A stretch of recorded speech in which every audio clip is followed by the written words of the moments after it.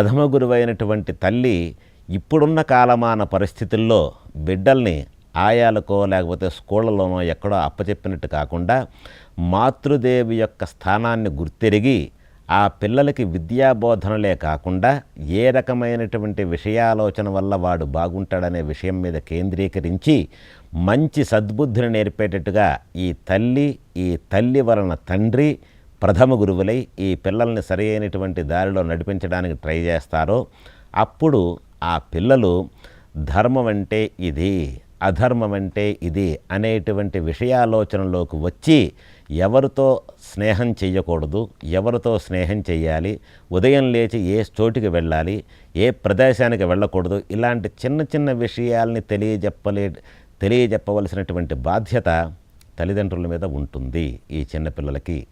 కానీ దురదృష్టవశాత్తు పెద్దవాళ్ళైనటువంటి వీళ్ళు కూడా ఈ విధంగా అంటే కమ్యూనికేషన్ వ్యవస్థ వల్ల కావచ్చు, ఉమ్మడి కుటుంబాలు దూరం అయిపోవడం వల్ల కావచ్చు, తల్లిదండ్రుల యొక్క ప్రేమ కానీ, చుట్టూ ఉన్నటువంటి మంచి బంధువులనేటువంటి కాన్సెప్ట్ లేకపోవడం వల్ల కావచ్చు, ప్రతి మనిషి కూడా ఇండివిజువల్గా అయిపోయి ఒంటరిగా అయిపోయి పుస్తక ప్రపంచంలో కానీ లేదా ఇంటర్నెట్లో కానీ ఏదో రకమైనటువంటి విషయాలను తెలుసుకుందామనే విషయావలోకనంతో ఉంటూ ఏ విషయాన్ని తెలుసుకోలేక అడ్డదిడ్డమైనటువంటి పరిస్థితికి లోనైపోతున్నారు పెద్దవాళ్ళు కూడా. కాబట్టి ఆర్యులైనటువంటి ఓ హైందవ భక్తులారా, మీరు ప్రతి వారిని కాదు, ఏ వ్యక్తి అయినా సరే, ఏ రకమైనటువంటి సిచ్యుయేషన్ ఉన్నా సరే, మీకు దెబ్బ తగిలితే ఆ నొప్పి మీకు మాత్రమే ఉంటుంది కానీ మీ పక్కనున్న వాళ్ళకి ఉండదు.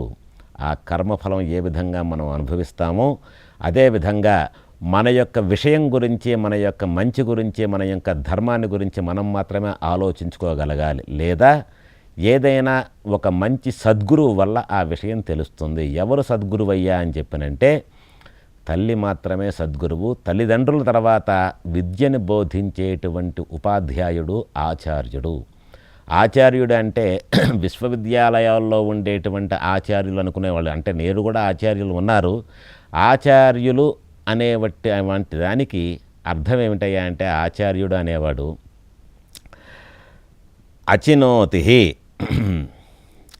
అంటే ఏ రకమైనటువంటి విషయంతో, అంటే తాను ఏదైతే ఆచరిస్తాడో, ఎవరైతే శాస్త్ర విషయాల్ని చక్కగా విచారిస్తాడో, విచారించినటువంటి విషయాన్ని అంటే మంచి విషయాలను ఎదుటి వ్యక్తికి బోధిస్తాడో, ఆ బోధించినటువంటి విషయాల్ని తాను కూడా ఆచరిస్తూ ఉన్నవాడే నిజమైనటువంటి ఆచార్యుడు. ఇలాంటి వాడు ఆచార్యుడు అనబడతాడు. అంటే ఏ అనుష్ఠానాన్ని అయితే ఎదుటి మనిషికి చెప్పగలుగుతాడో ఆ అనుష్ఠానాన్ని, ఆ ధర్మాన్ని తను కూడా ఆచరిస్తున్నటువంటి వాడే ఆచార్యుడు అనేవాడు. అంతేగాని పేరుకు మాత్రమే ఆచార్యుడు, ఉపాధ్యాయుడు అనుకున్నవాడు ఆచార్యుడు కాడు, ఉపాధ్యాయుడు కాడు. కాబట్టి ధర్మబద్ధమైనటువంటి యొక్క కుటుంబంలో ఉండేటువంటి పిల్లలకి చిన్న చిన్న విషయాలని కుటుంబంలో ఆ ధర్మాన్ని ఆ పిల్లలకి గురుబ్రహ్మ గురుర్విష్ణు ఇలాంటి విషయాలను తెలియజేస్తూ ఉంటే భవిష్యత్తులో ఈ చిన్న శబ్దాలతోనే ప్రపంచంలో ఎంతో ఎత్తుకు ఎదిగి భగవద్ అనుగ్రహం ఉంటూ కూడా ఇహలోకంలో పుట్టినందుకు ఇహపరమైనటువంటి అన్ని విషయాల మీద విషయావలోకనం చేసుకోగల సత్తా ఒక్కటే కాకుండా అంత్య సమయంలో భగవంతుని యొక్క సాన్నిధ్యానికి ఏ విధంగా వెళ్ళాలి, భగవంతుడంటే ఏమిటి, యూనివర్సల్ పవర్ ఏ విధంగా ఉంటుంది, ఉన్నాడా లేదా అనేటువంటి పిచ్చి పిచ్చి ఆలోచనలు కాకుండా ఒక స్థిర నిశ్చయానికి వచ్చి ఇహలోకంలో సకల సుఖాలు మీ పిల్లలు అనుభవిస్తారంటంలో ఏమాత్రం సందేహం లేదు.